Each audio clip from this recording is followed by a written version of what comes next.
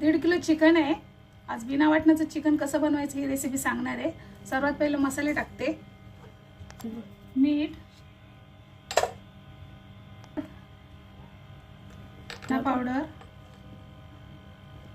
Powder, तिखट मसाला, चम्मच तिखट मसाला, 1 चम्मच चिकन मसाला, लसणची पेस्ट घरी बनवलेली,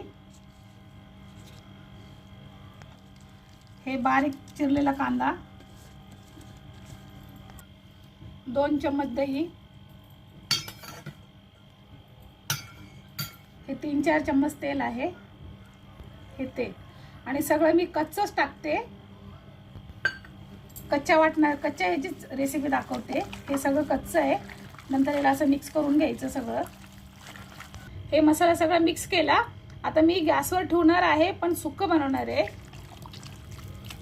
वाटीच पाणी लागणार आहे सुक्क बनवण्यासाठी। अर्ध्या तासामध्ये मस्त शिजून जाते। अर्ध्या तासाच्या नंतर बघूया आपण। झालेलं आहे, मस्तपैकी शिजलं, बिना वाटणचं आहे। तुम्ही करून बघा ही रेसिपी, नक्की करा। किती मस्त आलेली आहे, वाटण काहीच नाही याच्यामध्ये।